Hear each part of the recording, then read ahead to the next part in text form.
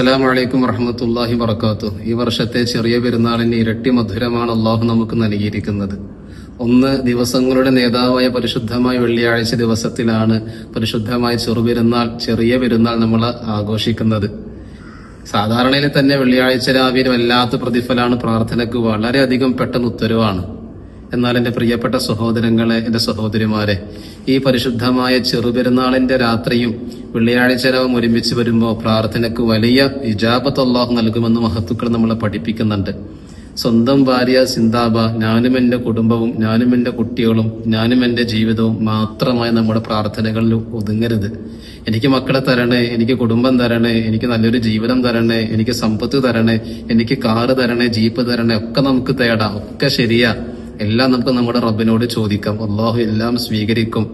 എന്നാൽ എന്റെ പ്രിയപ്പെട്ട സഹോദരങ്ങളെ, നമ്മുടെ കാര്യം മാത്രം നമ്മൾ നോക്കിയാൽ പോരാ. ലോകത്ത് വന്നിരിക്കുന്ന എല്ലാ ഔലിയാക്കളും എല്ലാ പ്രവാചകന്മാരും നമ്മളെ പഠിപ്പിച്ചത് അവരന്റെ സങ്കടത്തിൽ കൂടി നമ്മൾ പങ്കുചേരാനാണ്. ലോകം മുഴുവനും ഇന്ന് യുദ്ധഭീതിയിൽ കൊടുമ്പിരി കൊള്ളുമ്പോ 53 കുഞ്ഞുങ്ങളല്ലേ ആദ്യ ദിവസം തന്നെ വെന്തുരുകിയത്. നമ്മുടെ മക്കൾക്ക് ചെറിയൊരു പനി വരുമ്പോ തന്നെ നമുക്ക് സങ്കടാണല്ലേ. അവരുടെ കൈകാലുകളൊന്ന് വേദനിക്കുമ്പോൾ തന്നെ നമ്മുടെ കണ്ണ് നിറയും, നമ്മുടെ പൽബ് പിടയും. സ്വന്തം കുഞ്ഞിന്റെ കത്തിക്കരിഞ്ഞ ശരീരം 3 കഷ്ണം കഫൻ തുണിയിൽ പൊതിഞ്ഞ ഖബറിന്റെ അകത്തേക്ക് ഇറക്കി വെക്കുന്ന ഒരു ഉമ്മയുടെയും ഉപ്പയുടെയും വേദന എത്രത്തോളമാണെന്നൊന്ന് മനസ്സിലാക്കണം നമ്മള്. ആ മാതാപിതാക്കൾ എത്രത്തോളം വേദനിച്ചുകൊണ്ടായിരിക്കും ആ കുഞ്ഞുങ്ങളുടെ മൃതശരീരത്തിന് അന്ത്യചുംബനം കൊടുത്തിട്ടുണ്ടാവുക.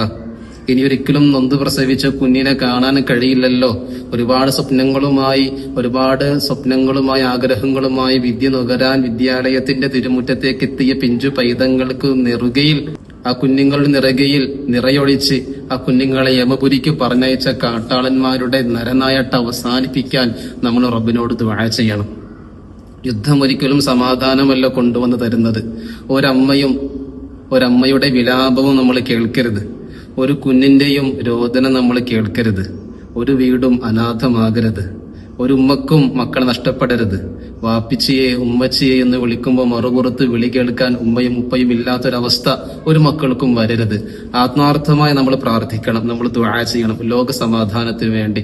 നമ്മുടെ അയൽപക്കത്ത് ആരെങ്കിലും പ്രയാസപ്പെടുന്നുണ്ടെങ്കിൽ അവന്റെ പ്രയാസങ്ങളും നീ മാറ്റിക്കൊടുക്കണം റബ്ബേ എന്ന ഉള്ളിൽ നിന്നൊരു പ്രാർത്ഥന വരുന്നുണ്ടെങ്കിൽ ഈ റമളാൻ നമുക്ക് കബൂലായി. അല്ലാഹു തആല സ്വീകരിക്കട്ടെ. ഹൃദയ വിശാലതയുള്ളവരിൽ അല്ലാഹു നമ്മളെല്ലാവരും ഉൾപ്പെടുത്തട്ടെ. ഇല്ല മൻ അത്തല്ലാഹ ബിഖൽബിൻ സലീം, വിശാല ഹൃദയത്തിന്റെ ഉടമകൾക്കല്ലാതെ അള്ളാഹുവിന്റെ അടുക്കൽ സ്ഥാനമില്ലെന്ന് വിശുദ്ധമായ ഖുർആൻ നമ്മളെ പഠിപ്പിക്കാൻ. ഹൃദയശുദ്ധി കൈവരിച്ചവരായി വ്രതനാളുകളിലെ വ്രതം, നോമ്പ് മുഴുവനും പരിപൂർണമായും പടച്ച റബ്ബ് കബൂലാക്കട്ടെ. അന്ന് നമ്മൾ അനുഭവിച്ച എല്ലാ വേദനകൾക്കും പടച്ച റബ്ബ് പ്രതിഫലം എന്നോണം പരിശുദ്ധമായ റയ്യാൻ എന്ന കവാടത്തിലൂടെ സ്വർഗപ്രവേശനം റബ്ബ് സാധ്യമാക്കട്ടെ. ആമീൻ. അസ്സലാമു അലൈക്കും വറഹ്മത്തുള്ളാഹി വബറകാതുഹു.